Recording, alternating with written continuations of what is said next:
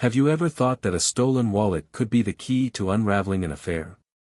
My wife's morning call seemed innocent, but soon I uncovered a lie so big you wouldn't wish it on your enemy.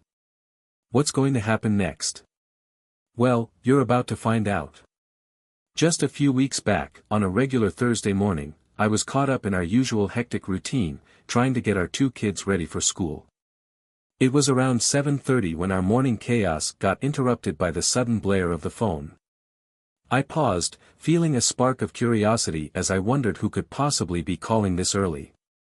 When I glanced at the caller ID, I noticed it displayed a strange area code, which only made me more intrigued. "Hello," I answered, cautiously bringing the phone up to my ear. To my surprise, it was my wife, Lisa, on the other end. That struck me as odd since we had just talked the previous night. Lisa works for a small marketing firm, and I usually handle things at home, so her calling out of the blue had me on high alert. She's always out and about, working for a printing company downtown, while I work from home and take care of the kids. Despite having completely different schedules, we make it work, and it's helped us build a pretty comfortable life. Our home is a cozy 4-bedroom place in the suburbs, complete with a swimming pool, and we're fortunate enough to have a great circle of friends. But then, Lisa got straight to the point. She told me that last night, while grabbing a newspaper in the hotel lobby, someone had stolen her purse. "Can you cancel our credit cards right away and order replacements? I already spoke to my boss, Kelly, and she's arranging to have new company Amex cards sent to me overnight, so I'll have them before I leave tomorrow. She's even transferring some extra money to help me get by," she said, sounding anxious. "You're usually so careful with your stuff. What exactly happened?" I asked, feeling a bit confused. "Well, I made the mistake of leaving my purse on the counter while I went to grab a couple more magazines. When I got back, it was gone. The cashier was busy with another customer and didn't notice anything strange. My driver's license was in there too, but the hotel staff is already checking the dumpsters nearby. I really hope they find it, otherwise, I might be stuck using a taxi for my meeting today," she explained. "Don't worry, I'll take care of canceling the cards right now." "And I'm sorry you're going through this," I replied, trying to comfort her. "Thanks, hon." Other than about $1,200 in cash, there wasn't much else of real value in the purse, so I think we'll be fine. Most of my makeup is still up in the room, so at least I'll be ready for tomorrow morning's presentation. "How are the kids? I really miss all of us being together," she added. Now, let me rewind to what happened about 6 weeks back. I managed to get our credit cards canceled before any fraudulent charges were made. Unfortunately, the wallet with her driver's license and other non-credit cards hadn't turned up, but I pushed that worry to the back of my mind. Life just went on as usual after that, but there's something significant I need to share today. While going through some papers, I stumbled upon a statement from Lisa's Fidelity account. She has a separate investment fund set up from the inheritance she received when her parents tragically passed away a few years ago. I've always respected her privacy when it comes to this account, but as I was searching for our home insurance policy, I came across a folder containing monthly statements from her personal account. I remembered that her inheritance was around $350,000 back when her parents died, and I couldn't help but feel curious about how much it had grown. To my pleasant surprise, it had increased to over $400,000. As I continued to scan through the statement, a withdrawal of $3,000 from the money market account about 6 weeks ago immediately caught my eye. I couldn't help but wonder where that money had gone, so I decided to dig a bit deeper into her financial activities. To my utter surprise, I found out that she had written a hefty check to a local jewelry store just a few days after losing her purse in the same city. I couldn't stop thinking about what she might have bought there. She hadn't mentioned purchasing anything for me, nor had she talked about getting jewelry for anyone else. Sure, she has a brother, but I couldn't see why he'd need a $3,000 gift. After mulling it over for a while, I turned to the computer and pulled up the jewelry store's website. I quickly scribbled down their phone number, figuring I'd give them a call to find out more. Picking up the phone, I dialed the number, and a woman on the other end answered, introducing herself as a representative of the store. I gave her my name and mentioned the transaction I was inquiring about, explaining that we had run into an issue with the purchase and wanted to know if there was some kind of warranty. She tapped away on her keyboard, searching for the details. Then she asked me what kind of problem we were having with the rings. Rings? I thought, completely baffled. What kind of rings could she possibly have bought?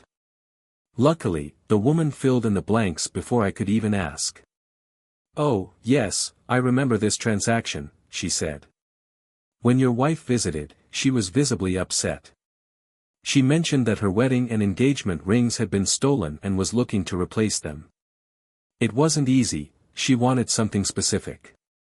She initially used the company's credit card as a temporary hold and later sent us a check to cover the full cost. Now that you've brought up an issue with the rings, I want to let you know that our store provides a 90-day warranty for such situations. Is it possible the diamond setting has come loose?" This completely threw me for a loop. She mentioned replacing her wedding and engagement rings, but my wife never told me that they were lost, she only talked about her purse being stolen. I needed a moment to let this new information sink in. "Listen," I finally said to the woman, trying to keep my voice steady. "I need to have a conversation with my wife about this before we decide on anything further. I'll get back to you later." With that, I ended the call. She sounded a bit confused, but my own confusion was far more intense. It was starting to become clear that those rings had to be in her purse when it was stolen. But then, why was she carrying them in her purse to begin with, unless she wanted to hide the fact that she was married? As far as I knew, there were no work-related reasons for her to conceal her marital status. Unless, of course, she was trying to appear single in certain social situations. Disturbing thoughts swirled through my mind. Could she have been considering having an affair while she was away? Just the idea made my stomach twist into knots. We've been married for 11 years and have 2 wonderful kids, Adam, who's 8, and Sophie, who just turned 6. I thought we had a perfect marriage and the kind of family people dream about. Our personal life seemed satisfying to me, at least up until now. Lisa usually travels once a month, staying out of town for a couple of nights. If she had intentions of doing something like that, she might have seen those trips as the perfect cover. It seemed that losing those rings had really shaken her up, pushing her to get replacements that looked almost identical to the originals. I had bought those rings with my modest income, so they weren't anything too extravagant, and having replicas made didn't cost a fortune. She could have reported the loss to our insurance company, but then I probably would have found out. And if her purse had actually been stolen at the hotel, shouldn't she have reported it there? I couldn't help but wonder what exactly she claimed was taken. I decided to look up the hotel's contact number and gave them a call. I asked if they had any record of my wife's purse theft. To my surprise, they confirmed that they did have a written report on file.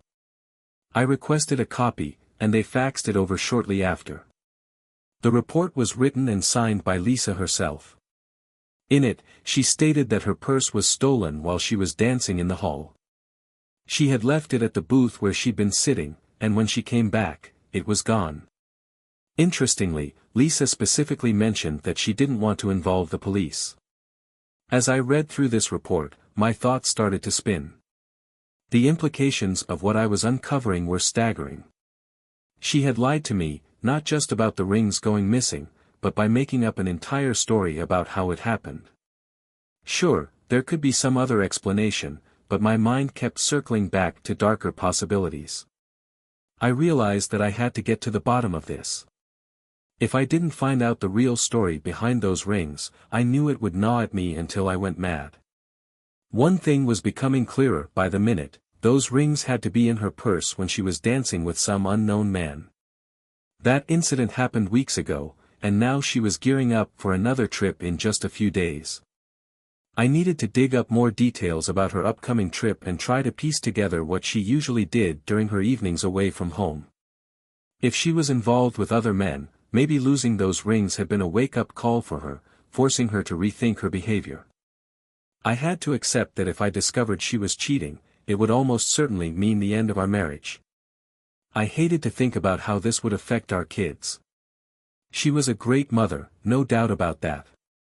But I couldn't stand the thought of her getting custody, especially since her job had her traveling so much. My mind was racing, trying to catch on to any possible clues that could tell me what she was really up to during her trips. Did she practice safe sex, or was she willing to take risks? I figured she would use protection. After all, she wouldn't want to bring home an infection or deal with the possibility of an unwanted pregnancy. I mean, I'd had a vasectomy after our second child was born, so getting pregnant by me was off the table.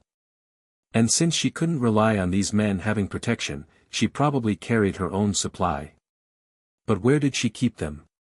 It seemed unlikely she'd store them at our house or in her car, so the office made the most sense. She likely took them with her on her business trips. I knew she carried her work papers, laptop, and presentation materials in a large briefcase that she kept at her office. When she had an early morning flight, she'd usually bring the bag home the night before so she could pack it into her suitcase for the airport. This detail was key. I needed to find an opportunity to search that briefcase before her next trip. I was really hoping her upcoming travel involved an early morning flight. I made a conscious decision to stay calm and collected, making sure not to give away any hint that something was troubling me. As the kids came home from school, I found myself juggling various tasks, which helped keep my mind off my growing suspicions. Still, the unsettling thought of her possible infidelity lingered in the back of my head. When Lisa returned from work, I was in the middle of preparing dinner and, to be honest, things were a bit chaotic. I ended up spilling a dish of beans, creating a mess all over the kitchen floor. Between cleaning up that mess and managing the kids, I must have looked pretty frazzled. Luckily, she didn't seem to notice anything off about my behavior. Once the kitchen chaos finally settled and I got everything cleaned up, I greeted her with a kiss on the cheek. We then sat down at the table, as we usually did, for dinner and our routine conversation. Given how we normally went about things, I didn't expect her to suspect anything about my curiosity surrounding her upcoming trip. "So, you're heading out again in a couple of days?" I asked casually. "Yeah," she replied, sounding less than thrilled. "Same old routine." I'm not exactly excited about it. Her response made me want to dig a little deeper. "If you're not enjoying it, have you thought about applying for a different role? You've been with the company long enough and know the ins and outs. I bet you'd be great at almost any position there." She mentioned that she wanted to gain more experience before transitioning to a desk job. I decided to play on her emotions a bit. "The kids and I really miss you when you're away," I added, hoping to stir up a little guilt. "I know, I'm sorry," she said sympathetically. "I miss you guys too." Trying to get more information, I continued, "So, where exactly are you headed this time? Will you be leaving in the morning? Maybe we could spend a bit of time together before you go." I looked her in the eyes as I spoke, making sure our kids were within earshot. I tried to seem as normal as possible, though my stomach was churning so badly that eating was becoming a struggle. She didn't seem to catch on to my tension, as her reaction was perfectly casual. I briefly wondered if she had a nervous stomach too, but she appeared to be eating without much enjoyment. Maybe my suspicions were baseless, but I still couldn't shake the urge to search through her briefcase, hoping it might reveal something about her loyalty. "I'm just going to Denton this time.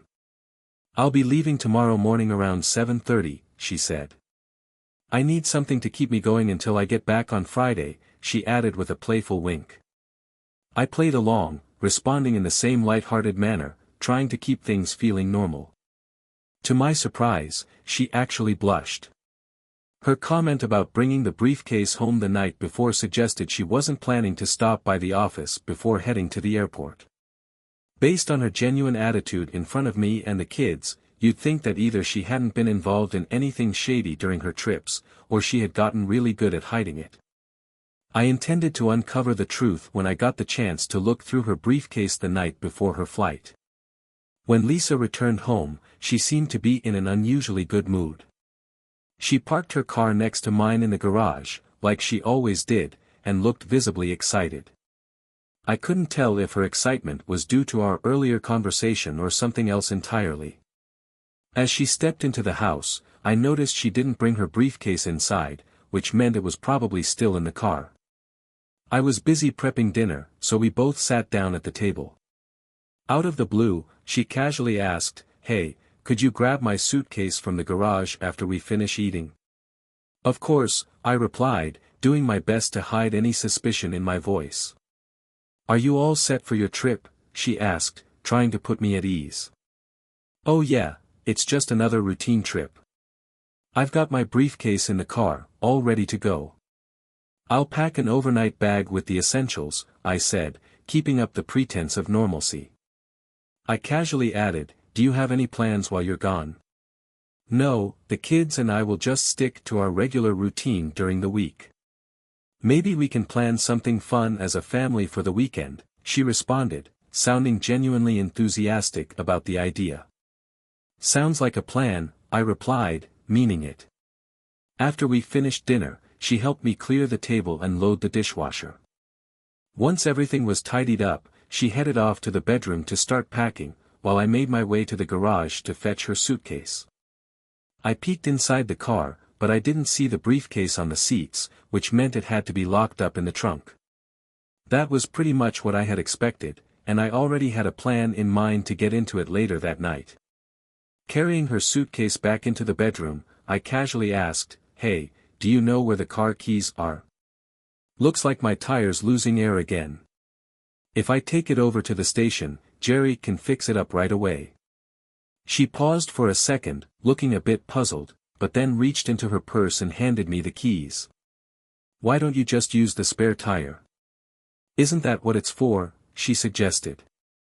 I shook my head and responded firmly, "Yeah, the spare is for emergencies, but since we have time, I think it's best to get this fixed properly."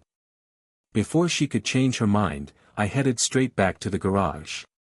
I quickly backed her car out and drove off toward the junction station owned by Jerry, my old buddy from school. When I pulled up in front of one of the service bays, I gave the horn a quick honk to get his attention. Jerry looked up, noticed me, and came over to open the bay door, waving me in before closing it behind us. "What's up, man?" Jerry asked, curiosity in his eyes. "Well, I told you the tire needed fixing," I started, "but really, I just needed a little time to check something else." Jerry raised an eyebrow, clearly sensing something was off. "Problems at home, huh?" he asked knowingly. "Maybe," I admitted, not wanting to say too much just yet. I popped the trunk, grabbed Lisa's briefcase, and set it on a nearby workbench before unlocking it. Seeing a customer approach, Jerry gave me a quick nod. "I've got to help this customer." "Take your time, my friend," he said as he headed toward the small shop attached to the station. Nodding back, I got to work, meticulously searching through the briefcase, careful not to disturb anything. My hands roamed through the pockets on the lid, almost as if on autopilot. That's when I found it, a small package that immediately caught my eye. I pulled it out, and my heart dropped. It was an open pack of contraceptives, with 3 pieces already missing. My worst fears had just been confirmed. Taking a deep breath, I put the package back exactly where I found it and closed the briefcase. Then, I placed it back in the trunk and shut it securely, just as Jerry returned. "So, did you find what you were looking for?" "What's going on?" he asked, his concern clear. "Yeah," I said, my voice a mix of sadness and disappointment. "Mind if I hang around a bit longer? Maybe you can check the tire pressure for real while I act like I'm fixing things." Jerry gave me a curious look but didn't press for details. He was a good friend, loyal and understanding. While he checked the tire, I pulled out of the bay and made my way to a nearby gas station. I filled up the tank, not knowing when I'd be doing that for her again. My thoughts were a jumble of gratitude for Jerry's support and the heartache of what I'd just discovered as I drove back home. As I pulled back into the garage, a sense of darkness clouded my thoughts, and a wave of panic washed over me, fueled by anger and frustration. I struggled to comprehend how she could betray our marriage, our children, and me in such a way. Once I managed to push those emotions aside, I knew I had to focus on my next steps. To secure custody of our kids, I needed solid evidence of her infidelity and misconduct. No matter how she had failed as a partner, I couldn't deny that she was a good mother. The kids deserved a loving maternal figure in their lives, even if it meant she'd be granted visitation rights. My main objective was to gain full legal custody. Eventually, she'd have to explain the reasons for our divorce to her brother and all our friends. As I walked into the house, I called out from the bedroom, "Everything's taken care of." It was just a minor issue with a nail. "Okay, thanks," she replied, still avoiding direct eye contact.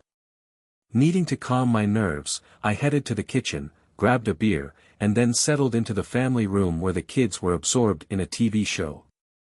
About 30 minutes later, Lisa joined us, sitting beside me on the couch. By then, my emotions had settled, but a wave of sadness hit me as I realized our once happy family life was about to change forever. To my surprise, Lisa moved closer, snuggling up to me.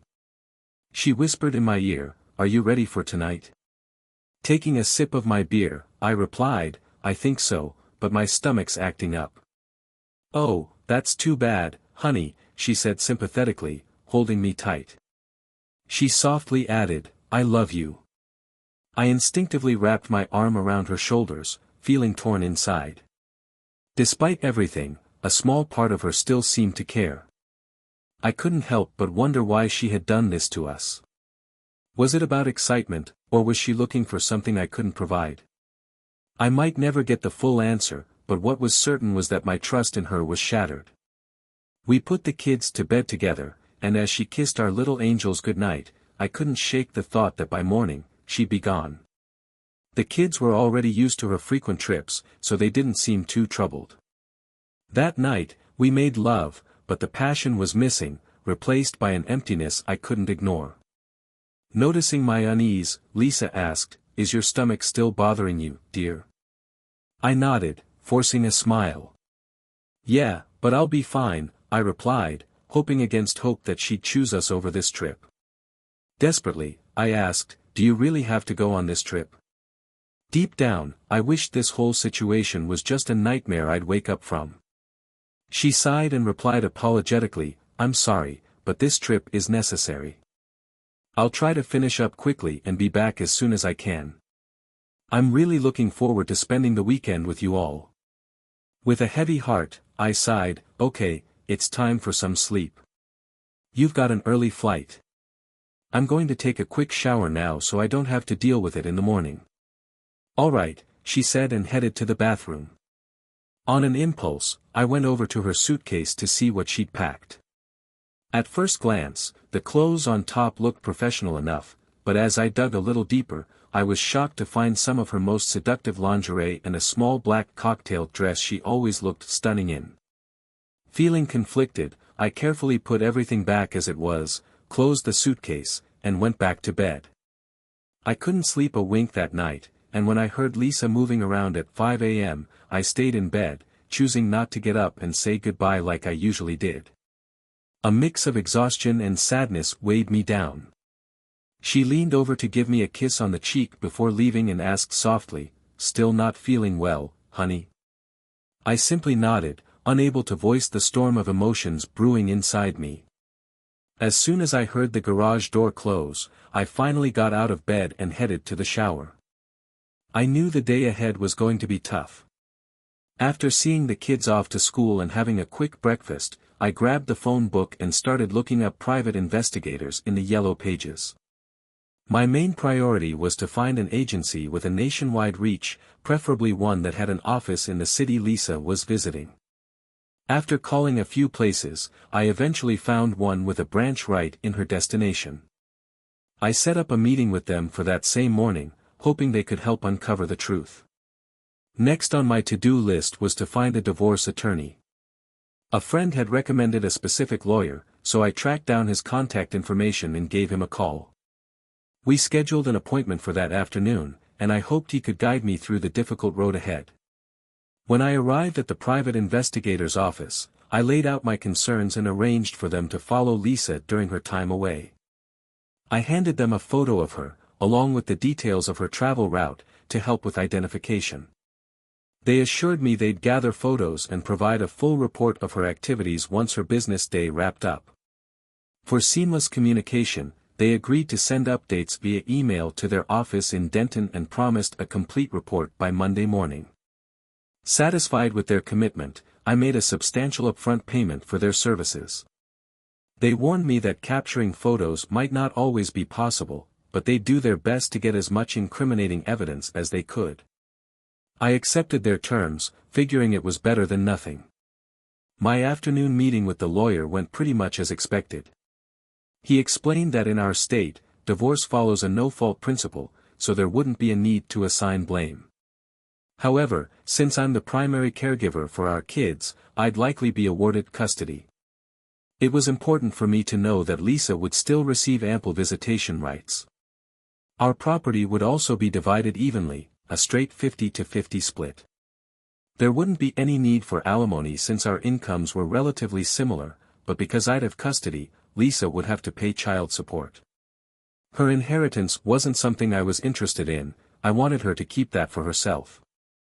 My main concern was ensuring the kids were taken care of. I instructed the lawyer to prepare the necessary paperwork to be served to Lisa on Monday, citing irreconcilable differences.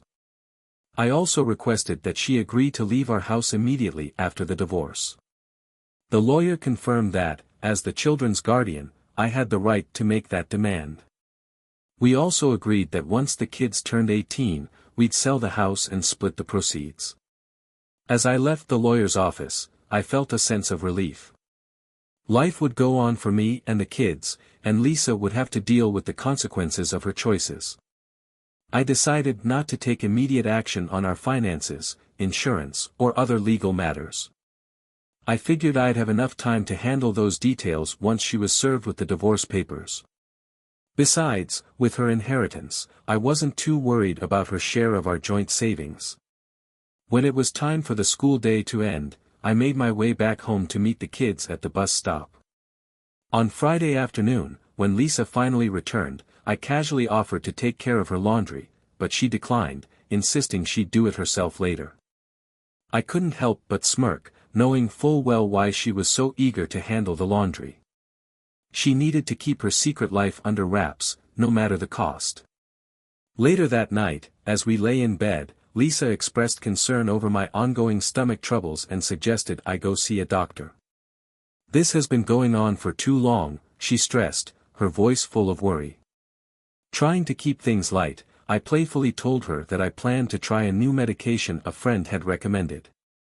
I added that I was hopeful it would take care of the problem and bring me back to my old self soon.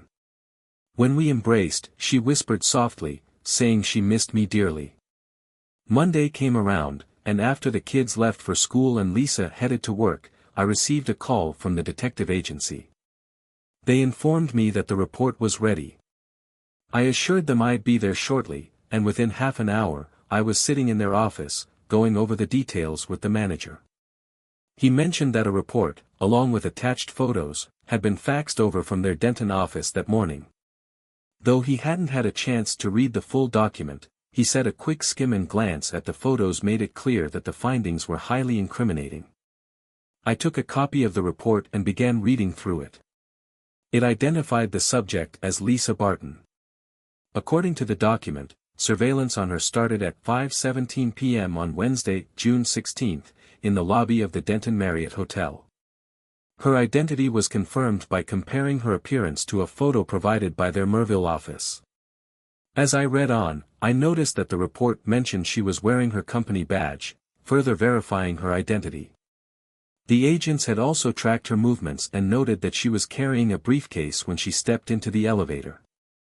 A hotel staff member accompanied her and confirmed her arrival at room 414 at 5:23 p.m. The report clearly emphasized that she was alone at this time.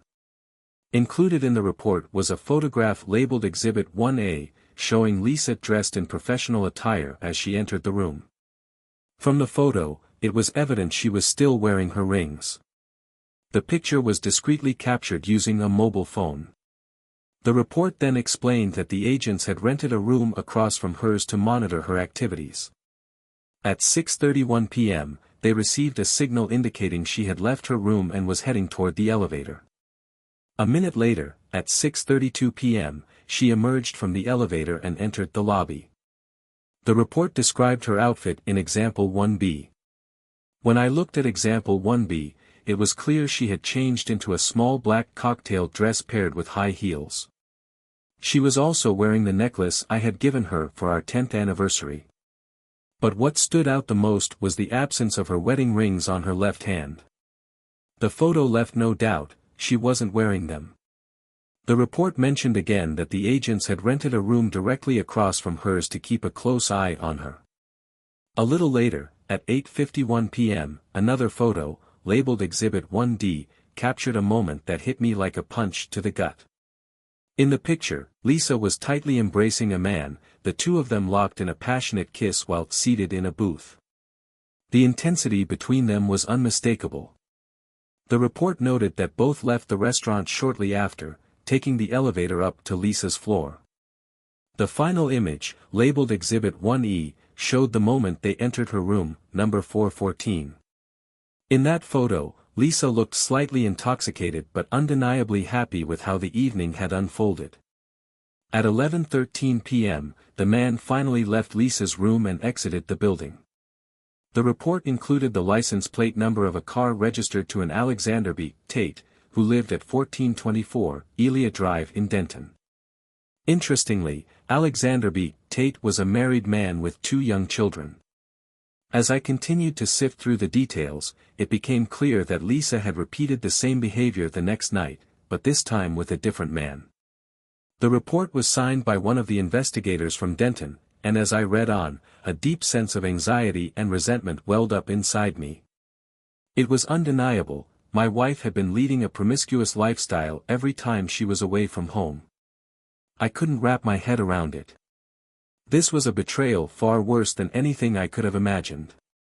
Not even the loss of her wedding rings had made her stop and think about what she was doing. After settling the bill with the private investigator, I made sure to take 2 extra copies of the report, which were stored on a CD, and left the office. When I got back home, I immediately called my divorce attorney. I needed to know where things stood with the paperwork. He confirmed that everything was ready for filing, and without wasting a moment, I gave the green light to move forward. I specifically requested that the papers be served to her publicly at her workplace the next day. The attorney assured me it could be arranged smoothly and asked for her work address, which I promptly provided.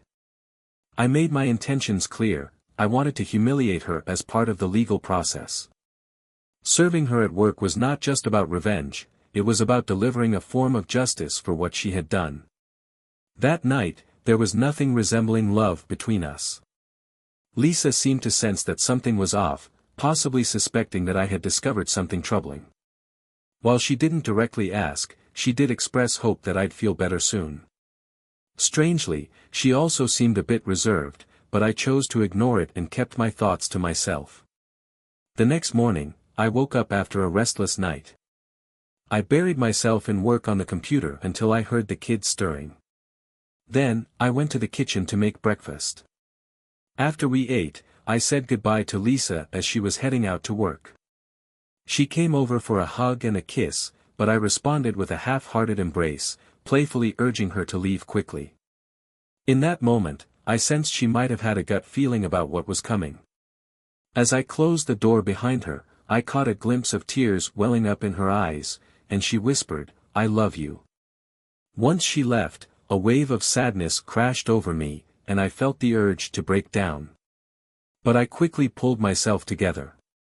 The kids needed me, and I had to get them ready for the school bus.